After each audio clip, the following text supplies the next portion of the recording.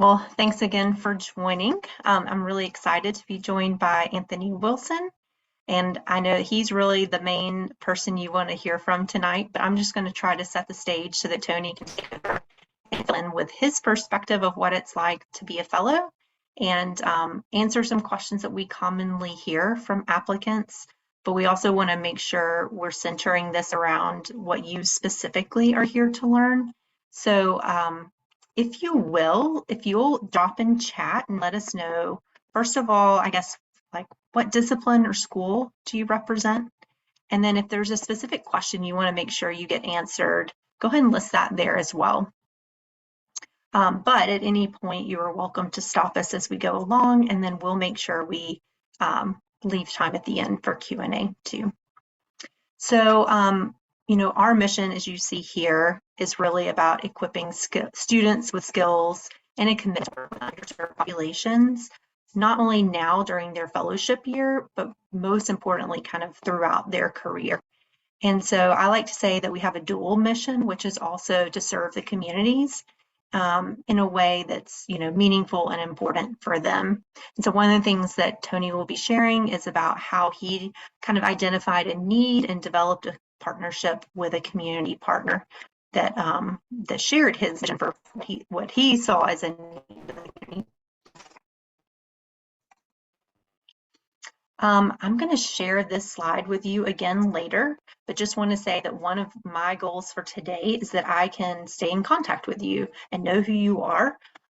So to point you towards, I guess, additional resources, this is going to help you, know where on our website to go to become a fellow, and then B, make sure we have your name and email address so that we can stay in touch. So just know that I'll show this again later, but step 2 is an interest form, and you may have already filled it out and given us your name and email, but if not, just make sure I get that from you before we finish. So here are the questions we tend to see. Tony, help me keep an eye on chat too. I'm seeing lots of medical students with us today. That's great. Seeing specific questions, so I'm going to go off and assume that some of these that are listed here might be on your minds, but we'll talk about application process, what you could expect from the interview, how much specificity we're even looking for at this stage versus what we mentor you through the fellowship year. Hey, Kristen, you're cutting out just a little bit for me. I don't know about for everybody else. It's like not horrible, but. Let me take my video off and tell me if this helps or not. So, I think the underlying question that people usually have is like, well, what do people even do in ASF? Like, you don't necessarily know whether or not you want to be a part of it until you have a better sense. Okay, great. Thanks, Anthony. Of whether or not it's something that you would benefit from participating in. So I like to say that there's sort of 3 parts to what we do. The biggest one that people are most familiar with is the service project that's done in collaboration with a community organization. So with your site partner, you're going to identify an unmet need, and then you're going to research different strategies that could be effective in improving that situation. And then you essentially do a pilot to see, does this work here in this setting with this population? Does it make the health improvement that I am looking for? And so, like other Schweitzer Fellowship programs around the country, we feel that in order to really do that effectively, it takes a certain amount of time. And so 200 hours is what nationally we have found makes fellows successful. And that 200 hours is spread out over the course of about 13 months. And that includes time that you're spending researching your topic, getting to know your site partners, doing some, research online to understand strategies that you can use. So all of the planning, implementing, evaluating, doing it, and then seeking to sustain it. We also provide training. So the other thing you see there about educational workshops, These are a time for you to learn from people in the field. We really sometimes will have academic representatives, but typically we want to have people who are on the ground in community-based organizations that can really kind of explain what they're seeing and experiencing in terms of the needs and assets and strategies to make a difference. And that is also a great time for you to get to know your peers. And so with us having a wider geographic footprint now with students this year all the way from Huntsville down to Auburn, sometimes we have students in other areas of the state as well. What we've done is we will gather in person for quarterly retreats, and then we'll gather virtually for meetings in the other months. But however, whatever format we're using to gather, the point is that we're learning from really cool people who are doing this. And then we're also getting a chance to kind of learn from each other. And then the last part there about structured reflection, I guess just the main point being that we want to make sure that we're helping you think about, how do you take this? How do you learn from it and kind of integrate it into your future careers or your future ideas of yourself? And so we try to do that through some monthly reports and opportunities to reflect, as well as, again, kind of through those conversations with peers. So I jumped over this earlier, but the group is very multidisciplinary. So that's not necessarily true of who we have represented on the meeting tonight. I know we're all medical students here tonight, but within the cohort, we typically have counseling and nursing and pharmacy and medicine and dentistry and public health and social work and others that I'm leaving out. But it's really cool and exciting and is really, I think, a true reflection of, the healthcare environment. So I'll describe a couple of projects before Anthony jumps in. Typically so fellowship projects don't have to fall into one of these domains, but I'd just like to point out that there are some consistent types of projects that we see. So top left is Katie Cassidy. I would say that her project was about supporting mental well-being. She worked with parents of children with disabilities to try to give them a time and place to really think about their own needs. Top right, Josh, Bruce, and Allison Footman. They were working with a mobile testing unit to try and get HIV and STI testing in unreached areas of Jefferson County. Let's see, bottom right, that's David Osula. He was a medical student who taught anatomy to students who are interested in healthcare careers. That's kind of what I'm thinking of in terms of developing kind of the potential of youth. And then we have a lot of fellows who are interested, obviously, in nutrition and physical well-being. And so Jasmine and Micah are in the bottom left, and they did a community garden with youth, both to teach them sort of about nutrition, but also just to give them like the tangible benefits of what came out of that garden. So that's just to spur a few ideas of your own. But again, to get kind of the full breadth, so we've had 84 alum, we have 20 current fellows. So of those 100+ projects, there's a lot of diversity. And so I'd encourage you to go to our website. That step 3 will take you to a page where you can read descriptions of not only the current, but all of our former fellows. So the current fellows descriptions will be kind of what they anticipate doing during the course of this year, whereas our alumni, or what we call Fellows for Life, their description will be more about what they ultimately accomplished. And so that's also hopefully going to be helpful for you as you are trying to ask that question of like, well, what can I do? Like, how much can I really take on over, a year? And so just thinking about the depth or scope of a typical fellowship project will hopefully be answered there as well. So there was a great question. I know that fellows usually have a long-term project. How does that work? Is it something we should have created before applying, or is that something we will create or develop upon acceptance? Great question. Okay, so let me see, does my next slide, just to say if you don't have your QR, you're not using your phone, that's the page. So let me jump ahead to answer that, and then we'll come back to these other slides. All right, so what happens before the application is we ask you to identify up to 2 potential projects. We really are wanting to get to know you and your interest and motivation. And we do ask, like, who are some potential partners that you could work with? So if you knew, for instance, that you wanted to work with, adolescent girls, you may need to do some research online, look on our website, the list of our former partners, and ultimately it may land you at thinking about, like, well, Girls Inc. could be a location where I could partner with Girls Spring, or I could partner with Girls on the Run, so you could present to us a list of potential partners without having to have secured a commitment from those partners. The partnership, though, ultimately will be a year long. So yes, we want you to be with one consistent organization throughout that year.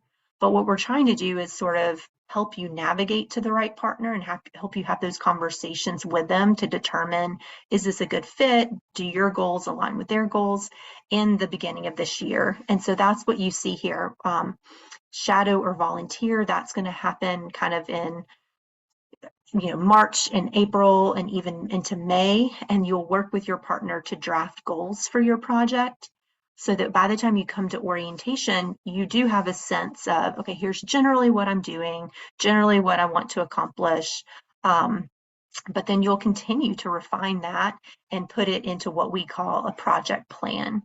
And so the first maybe like 4-ish months of the fellowship, you're not really boots on the ground yet. But we like to say that by July, you should be ready to really kick it off and get started. So I hope that answered that question, but we can definitely dive more into that. But with that, I really want to turn it over again to who you're here to hear from the most. So Anthony, can you share with us what you're doing, kind of how you landed on your idea, and then we'll kind of go through some FAQs. Yeah, that sounds great. So I'm Anthony Wilson. I'm a 4th-year medical student. Everybody calls me Tony. So just randomly, one of my buddies had sent me the Schweitzer Fellowship in the email that UAB School of Medicine sends out every week. And he was like, hey, this seems like it would be cool. I was like, yeah, I'm not really sure, what that's about. I see it every week, but I don't really know anything that's about it. And then just by happenstance, so I was on the Huntsville regional campus. And we had a lunch and learn on fatherlessness and the devastating effects that it has on youth. So like individuals, so fatherlessness really means a single parent household. Doesn't mean without a father necessarily, but that's just how it's coined in the literature. So they're more likely for incarceration, less likely to graduate from high school, less likely to go to college, graduate college, more likely for teen pregnancy. And I was like, wow, this is really bad. This is an issue. And I think in Huntsville, there are some areas that are very affluent and other areas that are not so affluent. And so I was seeing that pretty much every day in the hospital. And so my buddy Mac and I were talking about it. And so growing up, I had a father, but I'm from New York, and he was a sheriff in New York, and they don't make a ton of money. And so he was pretty much working 90, 100 hours a week. And so I didn't have any professional guidance on how to get to undergrad, how to get into med school, how to apply to residency, any of that stuff. And I had developed a relationship with mentors that became somewhat of father figures to me and kind of guided me through the professional school route. And my partner, Mac, my partner on the project, excuse me, I had COVID last week and I have this lingering cough and it's freaking killing me. So I apologize if I pop off, but I usually don't sound like this. My partner, Mac, he experienced fatherlessness, actually went to the Army to kind of get out of his house, and then ended up, he's probably one of the smartest kids I know in my medical school class, very successful. And so we decided to create this program called the Pathfinders program. And so what we're doing in our project, is we located a high school. It's a Grissom High School. I don't know if anybody's familiar with Huntsville, Alabama, but Grissom High School has a very eclectic student base. And so basically I just cold called them, and I called up the guidance counselor and I was like, hey, I'm starting this project, and I pitched it to her. And the Pathfinders program is we want to take individuals that first and foremost are fatherless or a single parent household, but I don't want it to be exclusionary. So we're getting individuals from a wide array of families, families like mine that have, my father's a great guy, but he did barely graduated high school. He got a GED, and so what we're doing is we're developing a mentorship program. And so we identify mentors based on a personality test, and we match them with the students. So right now we have 10 students. And based on that, we match them with the mentors that are from the community. So pretty much all professionals. We have engineers, nurses, doctors, a couple nutritionists, a social worker that wants to get involved. And then they carved out, which we're super lucky, they carved out like this enrichment period. So we have one day every few weeks that we need where we go in between their periods. So between, like, I think it's 6th and 7th period, where we have an hour. And during that hour, we're bringing in experts, because I'm not an expert in nutrition. I'm not an expert in public speaking or financial literacy, but I know people that are. So we have one of the PhDs from nutrition that are coming in. We have someone from financial aid from UAB coming in. We have Dr. Samaligan, who's probably the most prolific public speaker that I've ever met in my entire life, coming in, and they're going to do these expert courses. And then the following week, Mac and I are going to go back, talk with the students, bring them food, be like, hey, what did you take out of this? What did you like? What didn't you like? And then the week after that, they're going to meet with their mentor. So if I was a mentor, I would meet with them and I would develop an action plan. So, okay, what do I want to do? What do I want to change about my diet and exercise so that I can live a better life? How do I start filling out FAFSA? Like, what does that even mean? I didn't know what financial aid was when I was applying to, I barely even knew about when I was applying to medical school, let alone undergraduate. What does compound interest mean, right? And so one of the things that I'm really excited about, and I'm kind of belaboring this point because I get really excited talking about my project, so I apologize for talking your ear off, is we developed an IRB, and we're awaiting approval right now. And I feel pretty confident that we're going to get approval, which is a huge boon because I love research and I love getting publications, but also if we can develop this IRB and longitudinally track characteristics that we want to measure. So we're measuring self-confidence through a Likert-Rosenberg scale, and we're measuring emotional intelligence over the year. And so we're going to trend that and then hopefully get positive results, and then just give this data away, send it to all the high schools and be like, hey, this is what we did. This worked for us. Maybe it can work for you guys too. So that's my project, my little spiel. What else can I talk about, Kristen? Direct me, because I'm just going to ramble. No, that's fine. We could pause. We could skip the kind of canned slides for a minute. Why don't we just pause here and see what questions you all have for Tony about his project or how he got to this point? Yeah, if there are no questions, I would say if you are thinking about doing a project, I would recommend finding a partner. So Mac, I don't know if you guys went to any of the other meetings, but he spoke last week or the week before, and I'm applying to orthopedic surgery and he's applying to psychiatry. And so for orthopedics, you have to do away rotations. And so I've been away for the past 3 months. And so I did a lot of the work on the front end. And then when I was away, Mac was kind of carrying the torch for our project, which was incredible. If I'm working 36 hours, it's hard to fit this into our schedule, but pretty much every Sunday we would meet and be like, hey, this is what I did this week. This is exactly what I need you to do to continue moving this project forward. And so I think that's really important, especially for individuals like us that are doing a project in Huntsville. And it's they don't have the infrastructure. Like not a lot of people knew about the Schweitzer Fellowship before I started bringing it up to them. And Kristen does a really good job of helping us reach these individuals and kind of giving us legitimacy, to say, like, if I was a guidance counselor, I wouldn't want some random 29-year-old that claims to be a medical student coming into my school for an hour every week. It just sounds strange, but through the Schweitzer Fellowship, it gives legitimacy to you. Question: did you find a partner before applying? So Mac and I developed this project from the genesis together. So we kind of knew before applying,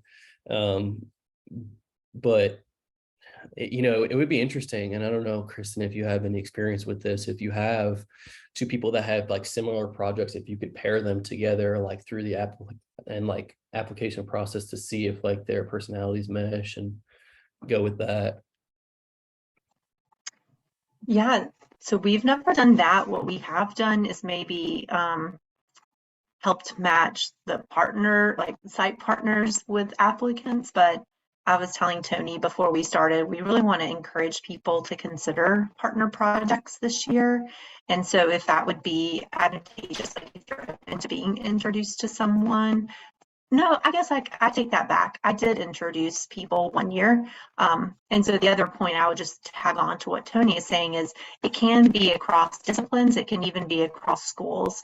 And so I'm forgetting the nuances, but there was a Samford Pharmacy and UAB nursing student who worked together, who I believe did get connected through us somehow. But yeah, so consider cross-disciplinary partnerships too.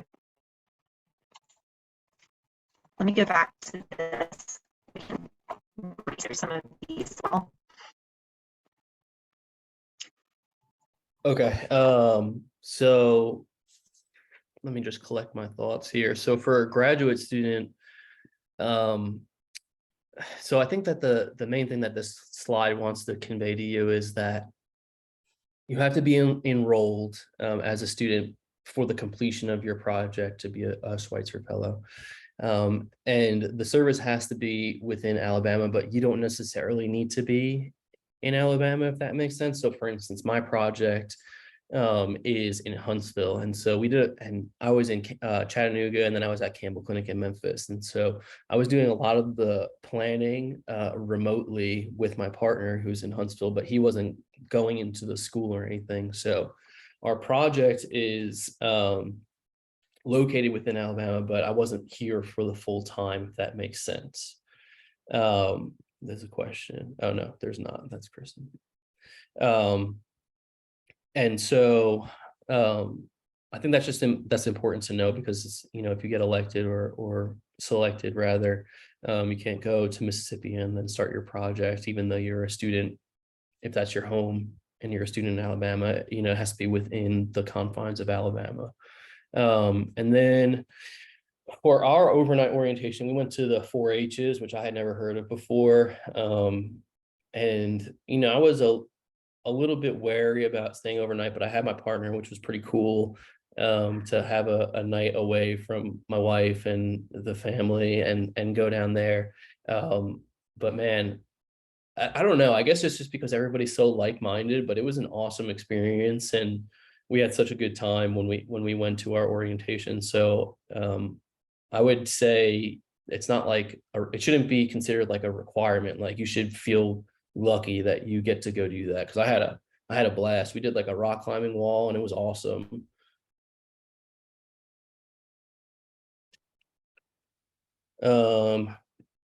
So for this, and this is kind of something that I wanted to touch on very briefly. If you go onto the Albert Schweitzer Fellowship of Alabama's website and you see a project that really resonates with you, Kristen, please jump in if I'm speaking out of turn, but I think that there has been students that have carried on like the fellows from previous years. So if you like fatherlessness, or if you like helping people that are fatherless, not if you like fatherlessness, come and talk to me, because I'll pass my project down to you. And I think that's like the longevity of the project. You can only do so much in 1 year. And so when you're starting from the ground up, it's a little bit difficult. But if you take a different spin to a project and make it better and enhance it and continue it on, I think that's really important. But for me, like I said, it was just by happenstance. I, I taught, I got my master's at Stony Brook before I went to medical school, and I taught there. And so I always kind of liked that mentorship position. I want to be in academic medicine. So that was kind of how my interest brought me into the mentor-mentee program of the Pathfinders. And then the other thing that I think is really beneficial and important is to find an academic mentor that really invests in you. So like I said, mine is the dean of the Huntsville Regional Campus, Dr. Samaligan. And he's an amazing guy. I don't know if you guys have met him yet, but if you do, just ask him about all the philanthropy that he's done throughout his career. And we can meet with him whenever. I mean, I could call him up right now, and I bet you he would answer and be like, hey, how's the project going? So you just want to find somebody that's invested, and also that can kind of groom you into the type of leader that you want to be, somebody that you would want to, I would love to be like him. I don't think I could ever achieve that, but I would love to emulate him. And so I think that's really important for you going forward. So for the planning, so 200 hours seems like a lot, I think, because I feel like I can't even find an hour in the day to go to the gym sometimes.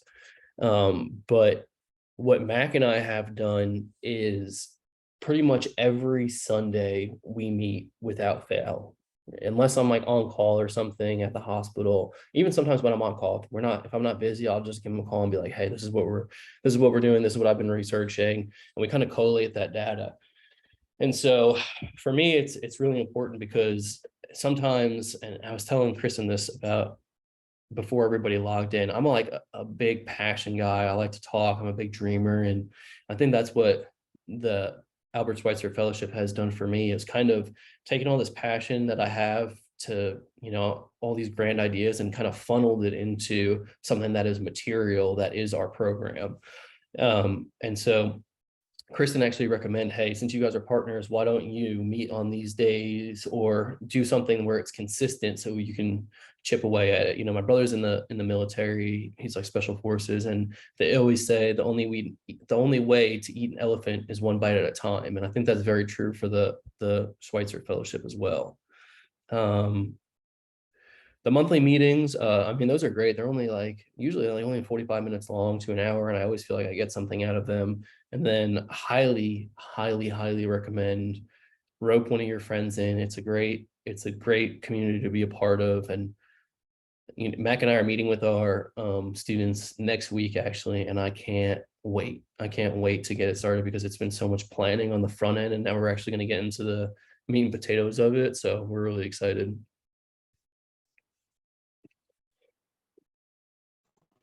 Can chime in here. So during COVID, we had to kind of put some additional guardrails in place to make sure that the vulnerable populations we were working with, whether they were elderly or had, health conditions or such, were being safeguarded from illness from us. And so we will continue to request that people be vaccinated.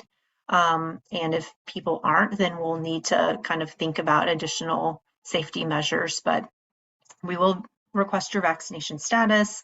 And then we will continue kind of with this blended approach of in-person and virtual meetings.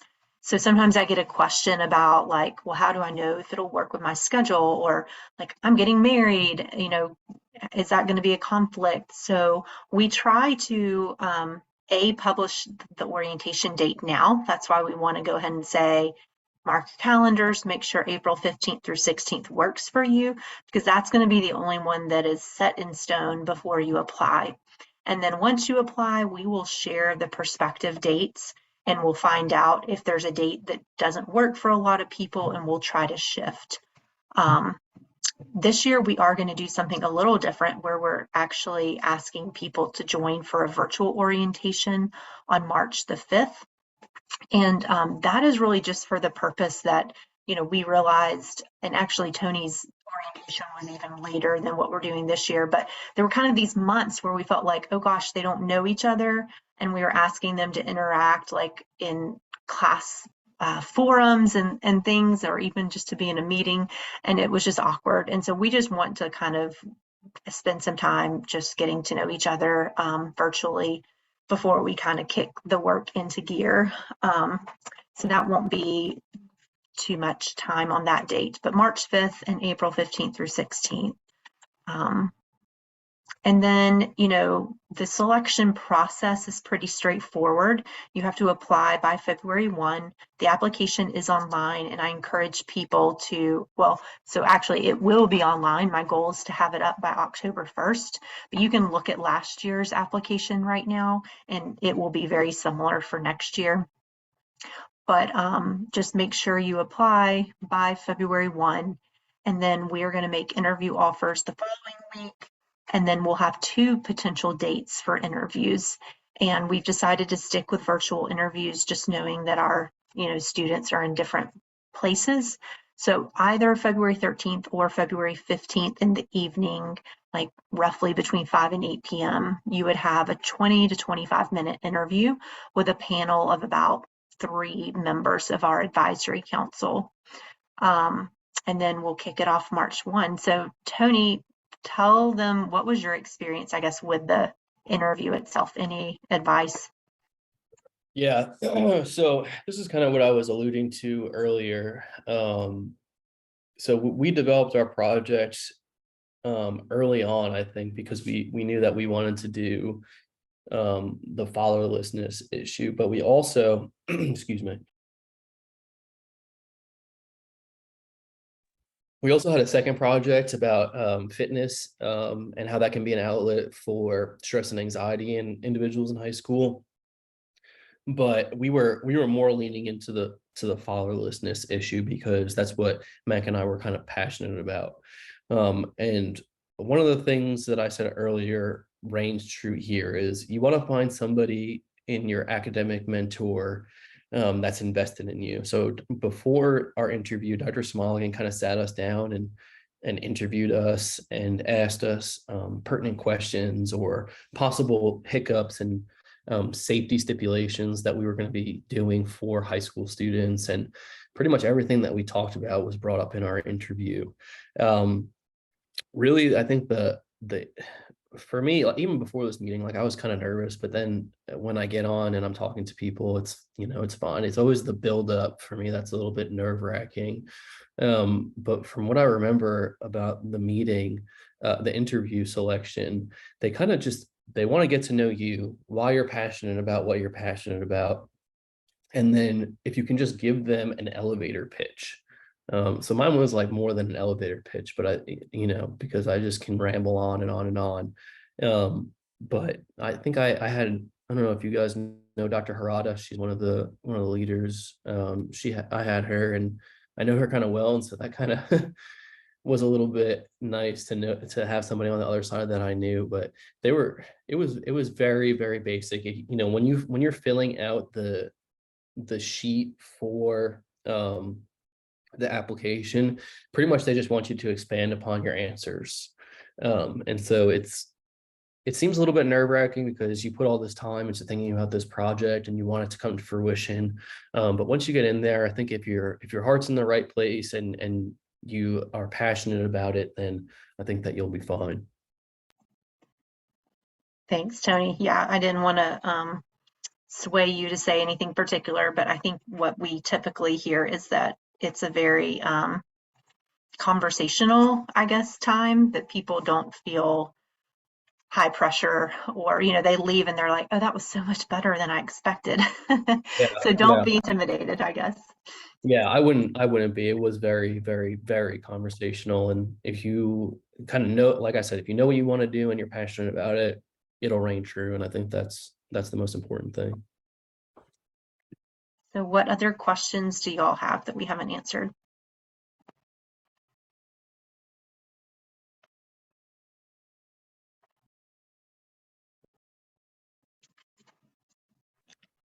Anthony, do you wish that you had done it your MS 1 year versus your MS 3 year? That's a good question. You know, obviously hindsight's 2020. I think that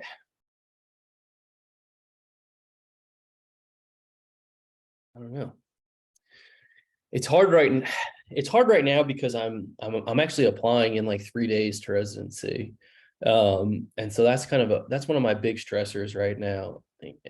And doing away rotations. I'm getting married in like 2 weeks too. She wants to do a honeymoon, and it's like all these things are crashing down. But you know, something that some of my mentors always say is there's never, if you want to do something, there's never going to be the perfect time to do it. So you just have to carve out that time. I think that I'm glad that I'm doing it later on, because after my next away rotation in Arkansas, I'm pretty much done for the rest of the year, and I can really donate a lot of time to this and other things that I'm interested in. Having said that, I think that it would have been a nice little requiem from step studying if I did it in MS 1 year. Like sometimes when you're just studying so hard and you want to achieve certain goals, you kind of lose sight of other things that are important. And I think that having something to pull you out of the books for a couple hours a week is a blessing, you know, especially if it does seem like, you know, busy work sometimes, or just like more research, you know. But that's a good question. I think that I'm glad that I'm doing it now, but I think I have that cognitive dissonance down pat where I'm always glad things happen when they do, because that's how my mind works, you know?